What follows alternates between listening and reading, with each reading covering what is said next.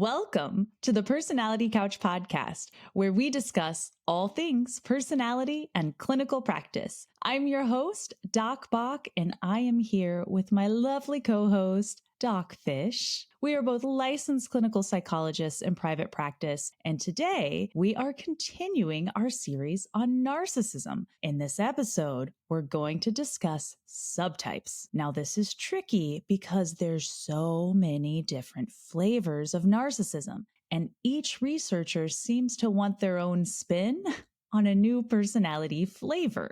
We did the hard work of diving into lots of research to help make sense of the different ways these pathological narcissists present in your life. And with that, join us as we unpack the four most talked about subtypes: Grandiose, Vulnerable, Communal, and Malignant narcissism.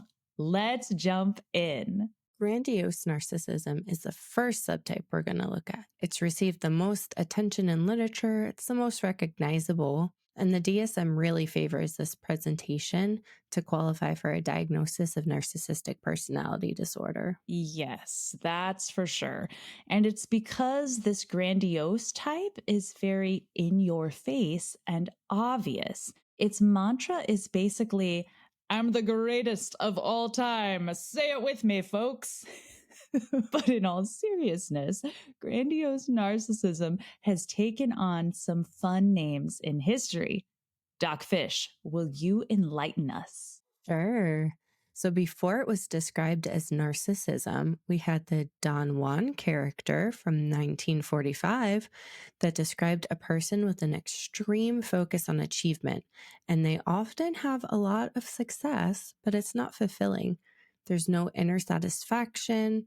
So then their searches for achievement become repetitive and flighty because they really have to handle the deeper feelings of emptiness. Ooh, and Don Juan is an Italian fictional character who basically lived to seduce women. So, a womanizer. And interestingly, the APA Dictionary of Psychology describes Don Juan as, quote, "a man who ruthlessly seduces women, concerned only with the sexual conquest, after which he loses interest in them."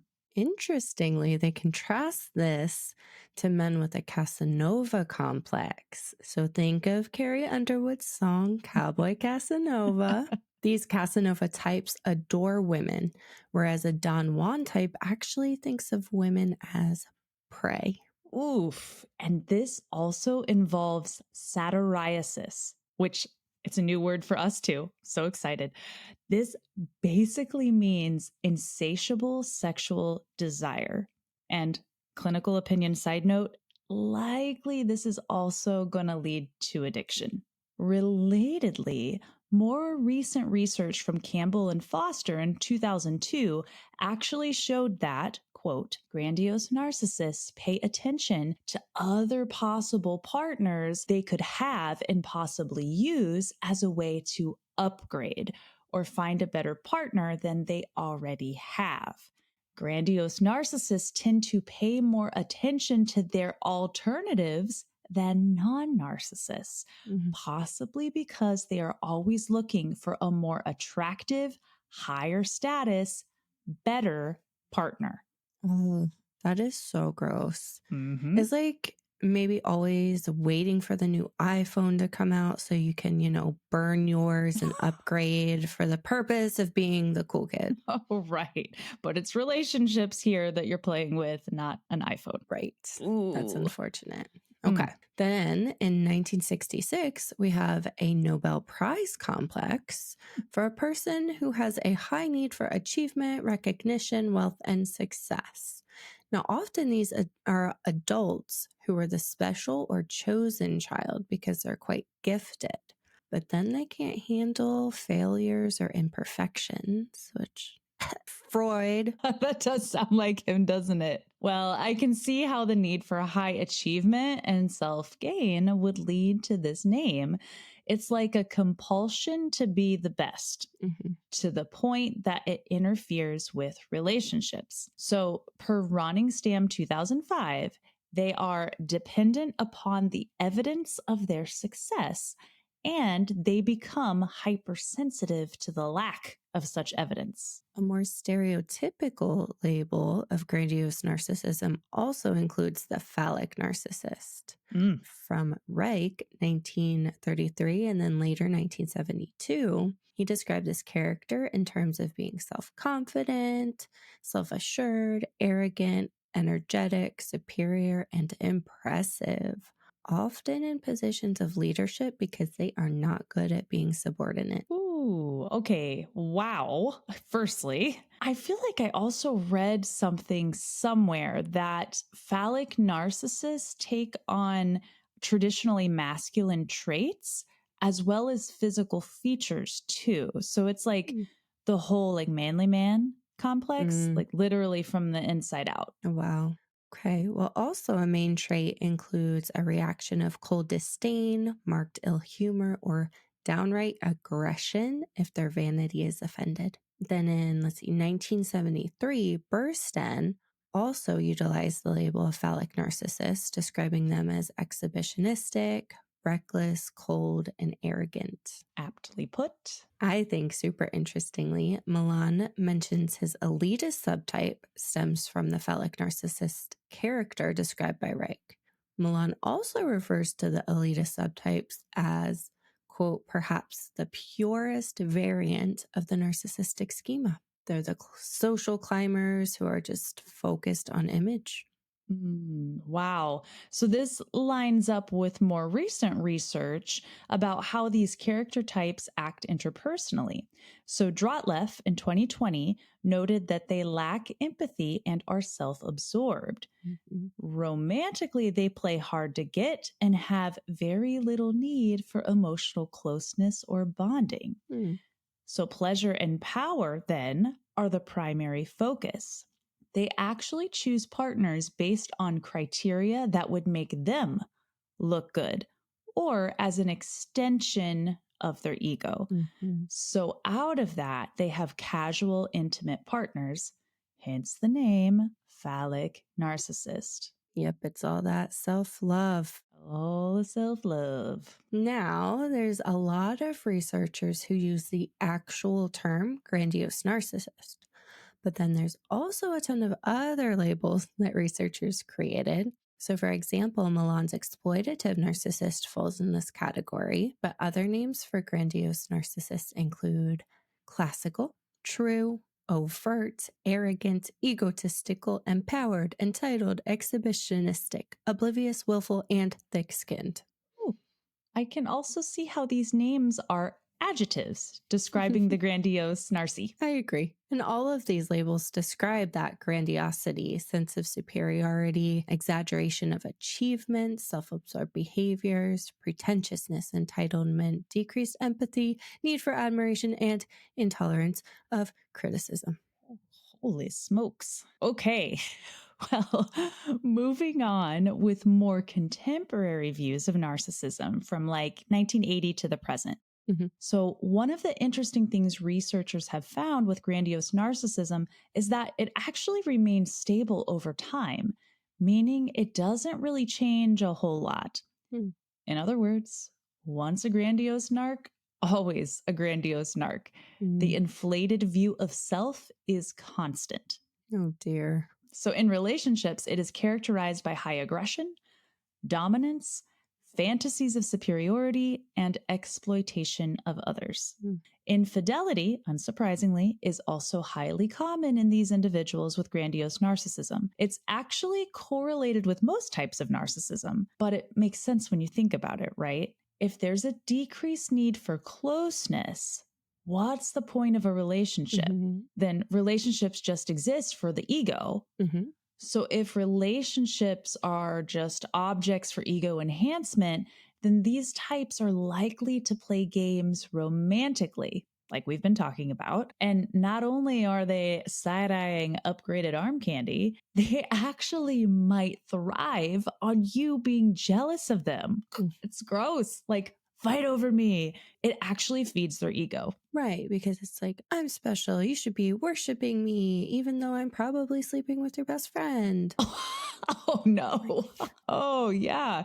So the game playing also feeds their need for superiority, Mhm. admiration, and manipulation to get what they want. And relatedly, they also thrive in rivalry. Oh, yuck. Yeah, who's going to fight over me the most? Who wants me more? Ugh. So, also in relationships, the focus is about physical and pleasure based intimacy. Mhm. It's not about your needs, it's theirs. Oh, I'm sure that sets up a relationship to thrive. My goodness. Nope.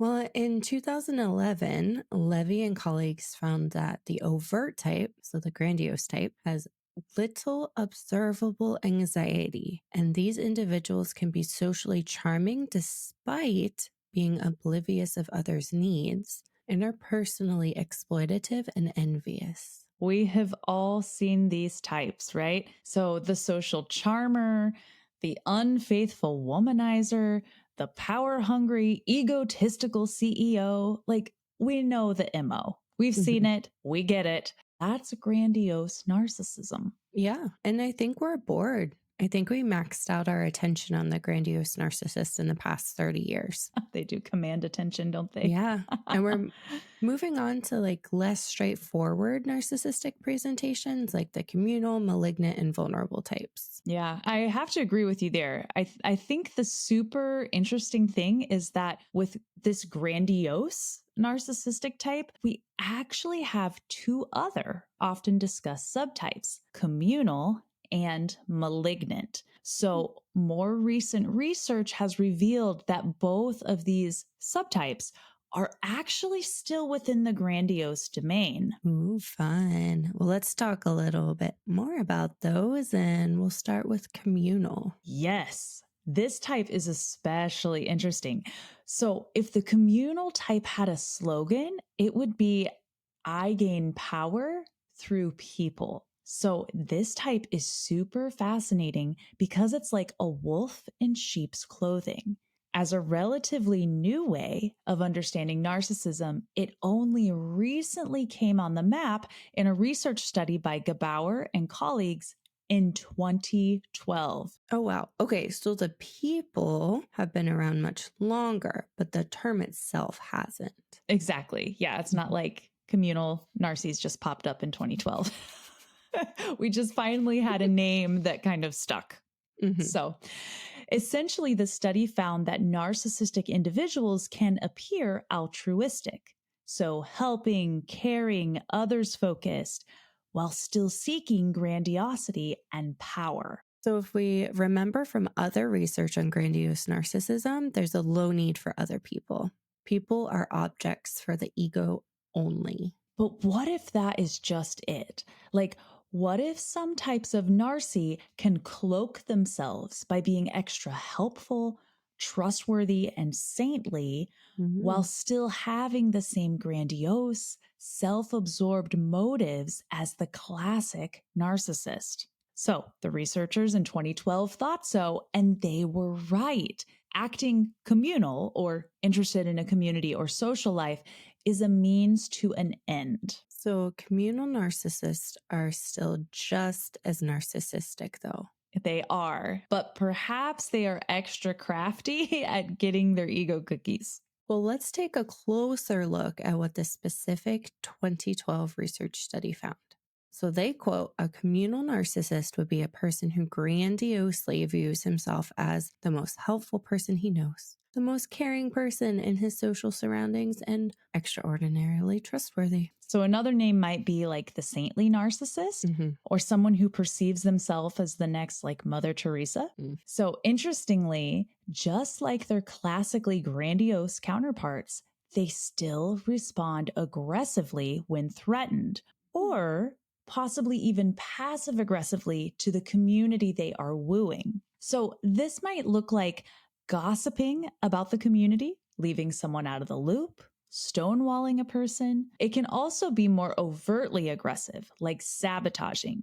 An example might be like last minute pulling out of throwing that over the top birthday party for your friend, leaving her without a party at all. Well, that's not very nice. Right?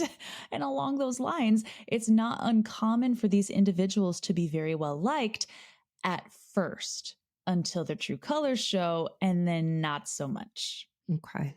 Well, this research study also briefly gave a nod to the possibility of communal narcissism being common in religious circles. Oh, Quoting, given that a communal life orientation is strongly encouraged by all world religions and that religiosity provides one means for self enhancement, communal narcissists may be drawn to religiosity particularly strongly. oh, Hmm. yikes. I have to agree with that, Hmm. sadly.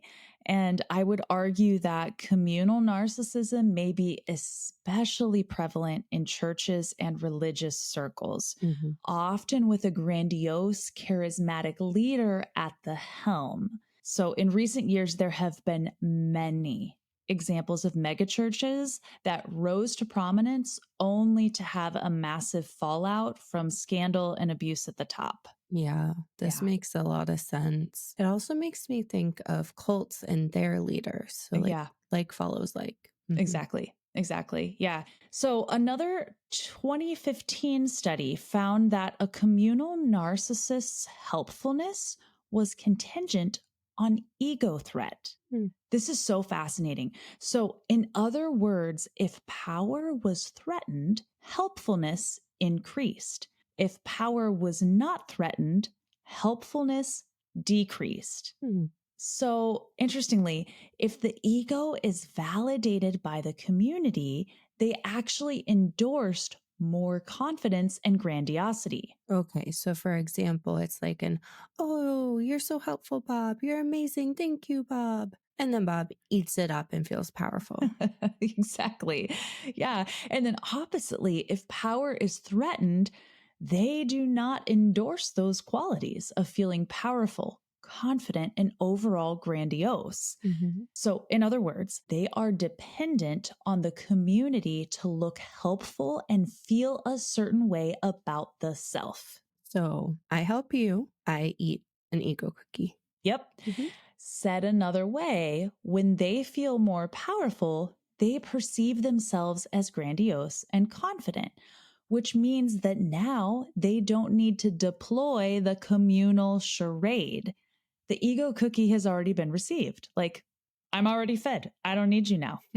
So it's possible that if ego needs are met by the community, you might see the grandiosity emerge more. Like if the goal of being super helpful is really for self enhancement, I mean, why do the extra work of being nice if it's achieved and you already feel great about yourself? Okay. Lift 2020 said, this means communal narcissists are only communal for their own well being as a means to gain power and not necessarily to benefit other individuals. This is so true. Now, a major limitation to this study, though, is that it wasn't necessarily measuring pathological narcissism, Hmm. more so possibly normal levels of narcissism. However, based on my clinical experience, I would say this would most likely also apply to pathological communal narcissism as well. Oh, I agree. So you're saying if a communal narcissist is creating like a business or a church, they will be extra helpful. But the more they are recognized and the more power they obtain, the less helpful they will be and the more grandiose they will become. So they're willing to put in like the legwork or the help work to rise to that grandiose top. Yeah, it's a means to an end. This actually makes me think of the movie Bernie. Mm. That's based on a true story. I would argue that Bernie had some communal narcy traits. So he was the super helpful, well liked undertaker that schmoozed the town. Mm-hmm. And he fell in love with the one person in town who was like not about him, who was Oh. difficult to schmooze, likely a paranoid type. And he later killed her. Oh, yikes. Yeah, it's a good movie. You should watch that one. Well, moving back to the research, several other studies also found that others don't necessarily find communal narcissists as helpful as they think they are. Surprise. In 2017, there was a study that looked at teenage communal narcissism, and they found that it correlated with aggression among their peers. Unsurprisingly. And then there was a 2019 study that looked specifically at pathological communal narcissism and actually found that it correlated with attention seeking, deception, dominance, and manipulative behavior. So nearly identical to the grandiose type. Now, conversely, more vulnerable themes also correlated with communal narcy, like submissiveness, separation insecurity, anxiety, moodiness, guilt and shame, and perfectionism. So, communal narcissism is also positively associated with neuroticism. Grandiose, on the other hand, historically has not shown overlap with neuroticism. So, like grandiose narcissists don't show their anxiety. It's like converted into that grandiosity instead.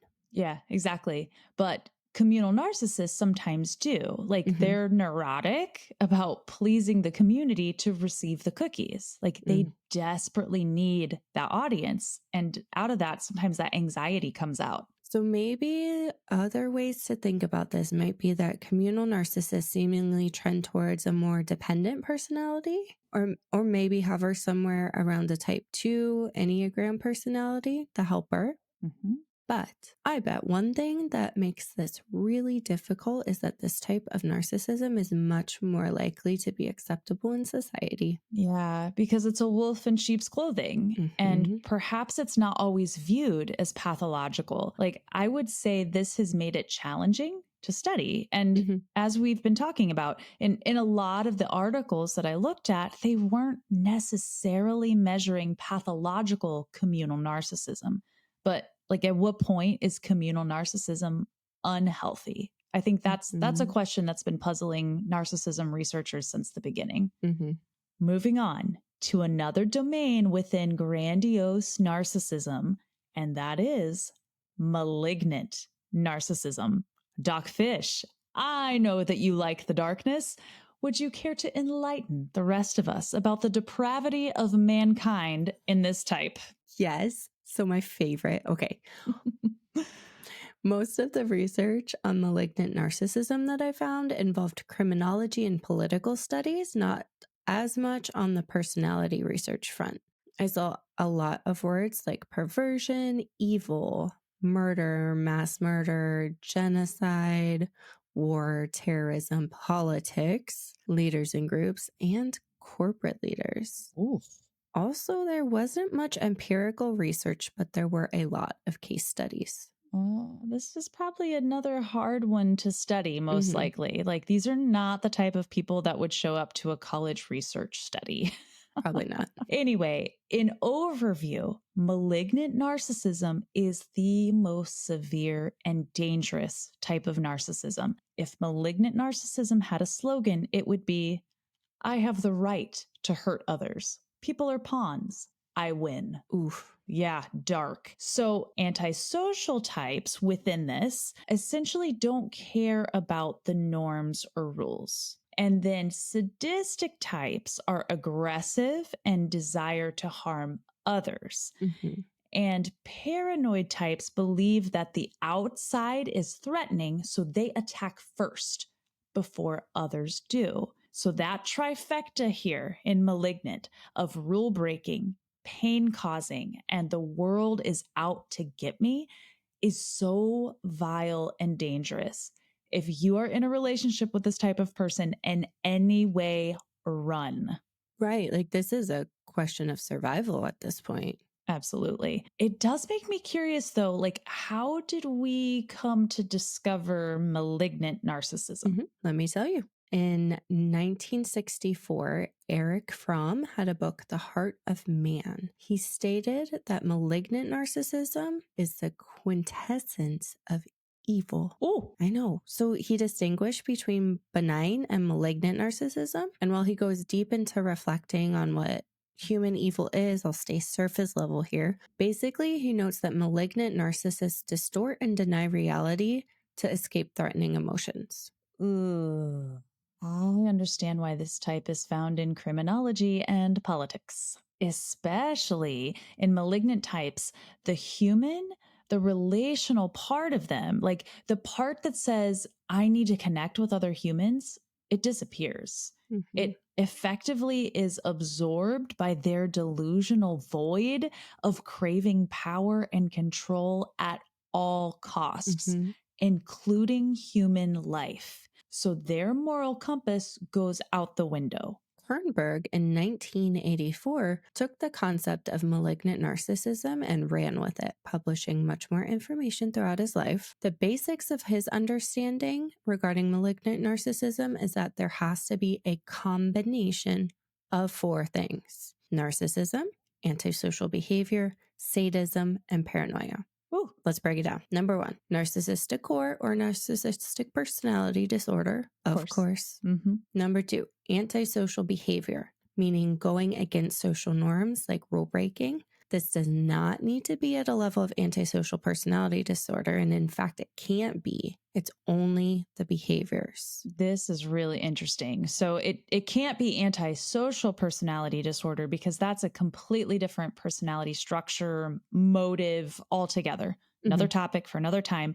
But it does involve the rule breaking or law breaking behavior. That's the overlap. That's what we mean by antisocial here. Yep. Number 3, egocentric sadism. What's this mean? Ooh. It means that the sadism is internal and an acceptable part of the cohesive self and ego. Okay, so in other words, harm to others is in alignment with how they view themselves and the world. Like they don't have an inner conflict about it. P.S. Normal people would have conflict about being mean to others. It's also interesting that sadism can be turned towards the self. For example, like suicide to punish the therapist. Oh, So not a depressive, guilty desire to end the self, but what's called a megalomaniac triumph over the ordinary fear of pain and death. holy crap. Okay, so like an I'm so powerful that I'll conquer death itself by entering it if it means you'll suffer while I'm no longer here. That is some twisted BS. Seriously. It is. Oh, I do feel like we need a caveat here just to say this is not your typical motive for suicide. Like, please hear that. This is a super unhealthy, delusional character structure that would do this. There are many, many reasons for suicide, sadly, but the reasons have nothing to do with pathological narcissism at all. Yeah. This is kind of an unusual situation with a really twisted, demented type of personality character. Yeah. Right. Okay. Number 4. So the last one is extreme paranoid orientation. So basically, they have deep hatred that they swept under the rug and didn't work through, and then they just put it on someone else. So it's like, you're the one I hate because you're after me, instead of I think I hate myself and I think I hurt others. They take that persecutory role, and then they feel so uniquely special that they see others as disposable in the game of life, where it is essentially kill or be killed, which then obviously feeds their antisocial behaviors. Goodness, these are dark souls. And I do feel like this is a good time to point out that your average narcissist is not going to be malignant. They're grandiose and annoying and will piss you off and cheat on you and tear you down, but they don't want to kill you. Like, that's too much blood on their hands or it'd mess up their hair. They'll kill your self-esteem and are toxic in other ways, but not murderous. Like, your regular grandiose narcissists are like toddlers, like, Mama, meet my needs. Like, I'll act out if you don't. I don't understand why you won't give me ice cream for dinner. Right? But malignant narcissists are like teenage evildoers who desire to play God and harm others in the process. Ooh. Yeah. So research has named characters such as Hitler, Saddam Hussein, Putin, and Kim Jong-un as malignant narcissists. Oof. Per Wow. the research. Yeah. But a couple more labels that fall into malignant narcissism. Doc Fish, tell us. Roningstam, 2005, describes a psychopathic narcissism that seems to be the same as malignant, highlighting the following features: lack of empathy, entitled exploitativeness, irritability and raging reactions, violent behavior, interpersonal sadism, one or a few crimes, deceitfulness, cunningness or manipulation, and or lack of remorse or guilt. Yikes. All the bad things, right? Psychopathic. All right. Other researchers have described forms of narcissism that also fit with malignant narcissism, but they use different names. So Burston, 1973, described a manipulative narcissist who has antisocial personality qualities, going against society rules and using others for their own gain. Another one is Milan's exploitative subtype, which is a narcissism that's mixed with antisocial and histrionic flavors. So they focus on engaging those of the opposite sex, being seductive, enticing, and manipulative. Kind of like a Don Juan with maybe potentially murderous intentions. Goodness. Then Milan's unprincipled subtype is a narcissistic core mixed with antisocial flavors only. And they're often seen in like substance rehabs and forensic settings. They're devoid of a super ego, being amoral, deceptive, and lacking a conscience. They're malicious and vengeful, willing to engage in risk, and they don't fear the consequences. They still have that social charm to get away with it, and they're often able to outwit others. They're predators, always ready to attack. Oh, my goodness. I'm hearing this and just going back away, back away. Right. That is scary stuff. So I think it's safe to say our clinical conclusion from this is stay far away from malignant narcissists. Run. And on that note, moving far away from malignant narcissism, we have another type of narcissism that is kind of an inside out type of narcy and kind of the opposite type of the classic grandiose narcissism. And of course, the only subtype that isn't subsumed under this grandiose narcissism label. We talked about it before in our previous episode. It's vulnerable narcissism. Now, if this subtype had a mantra, it would be, woe is me. I'm alone in my greatness. Yeah, and vulnerable themes are less common in the literature, likely because they're also well cloaked and not necessarily grandiose and shiny. So where did it come from? Great question. It's hard to say where exactly, but as we noted in our last episode, literature consistently has shown two main themes in pathological narcissism, and that's grandiose, which we just talked about the different flavors that comes in, and then vulnerable, those two kind of main themes. So Jones in 1913 and then later in 1951 was one of the first to conceptualize narcissism as not shiny. So he coined the term God complex.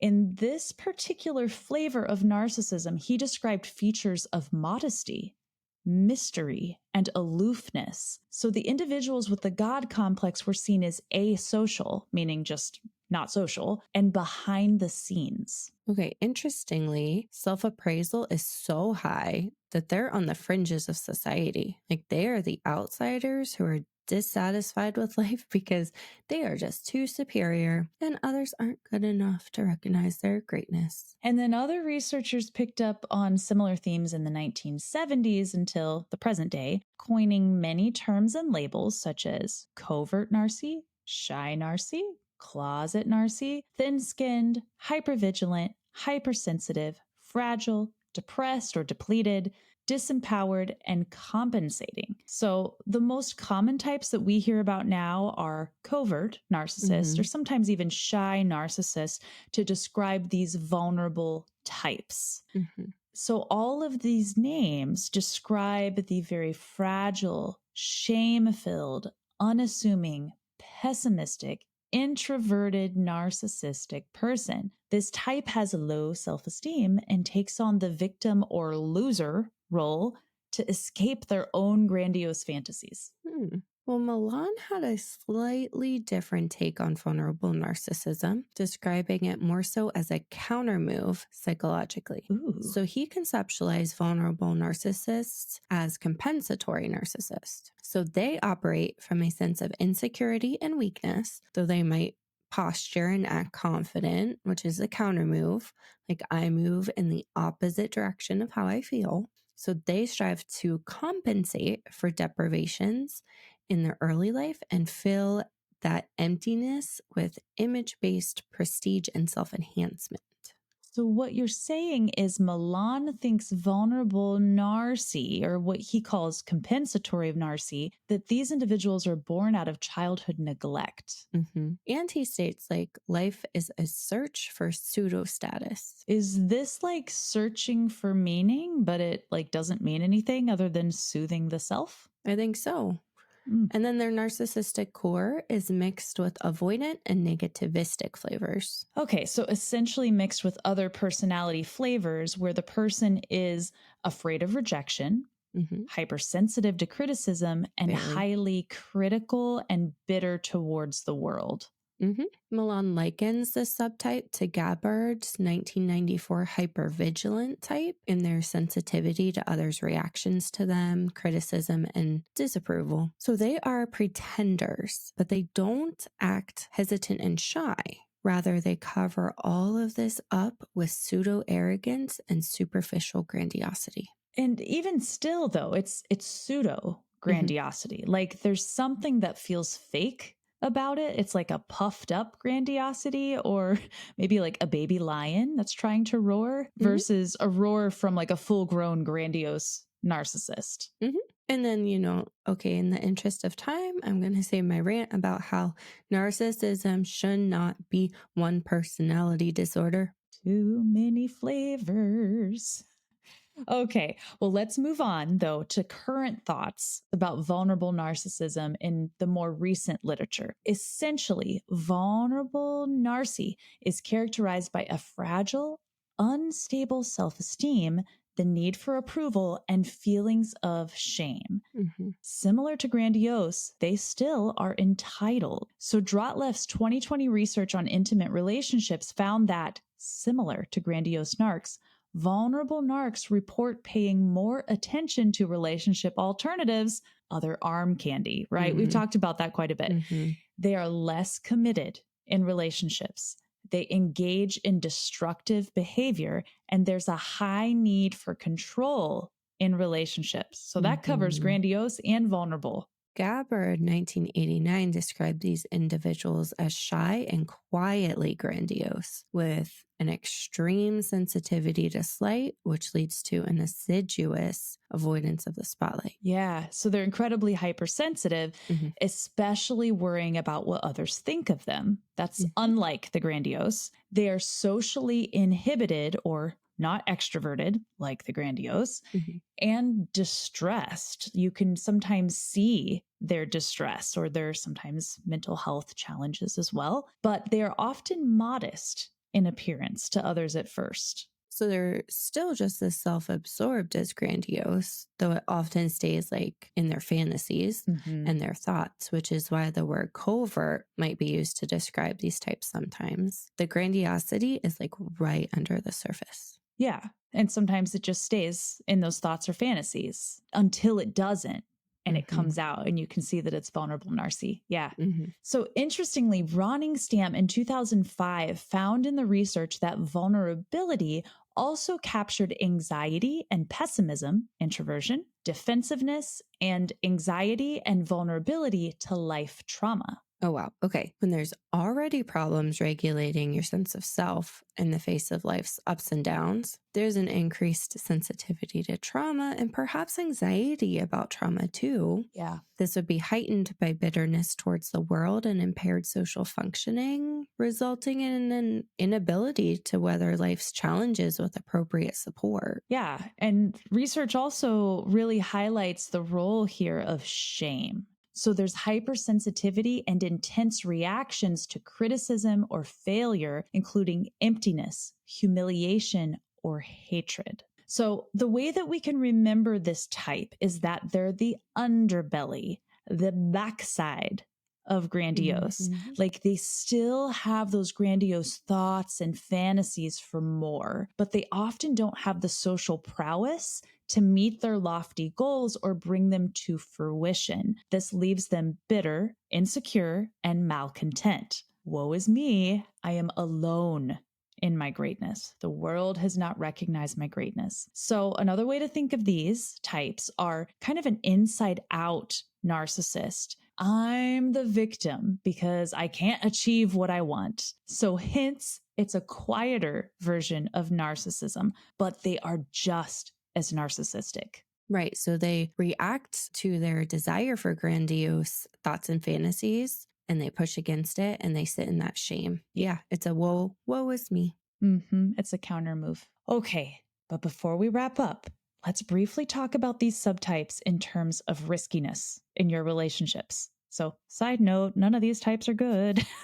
But if we had to rank them, where would you put the most dangerous, Dogfish? Of course, we have to put malignant first. Absolutely. Yeah, because you may not leave that relationship alive. Yeah. Secondly, I'd actually list communal because they're a wolf in sheep's clothing and you can't protect against a threat that you cannot see, making it risky. Yeah, yeah. And I just thought of an extreme example, like, especially because communal narcissists can often show up in cults as the leader, like, ooh, let me help you. I think of, again, extreme example, not all communal narcissists are this bad, but I think of the Jonestown cult with the presumably originally helpful leader. We know that he was an advocate and he needed that group of people. But once he rose to power, he adopted a messiah complex and then eventually turned on his people. And then when others came to investigate the complex, he coerced his followers to drink cyanide. And he himself took his own life. Over 900 died as a result of that. Goodness. Yeah. So that, again, extreme example. But if you can't see that you're following a wolf that looks like a sheep, that can also lead to really risky situations that could mean your life.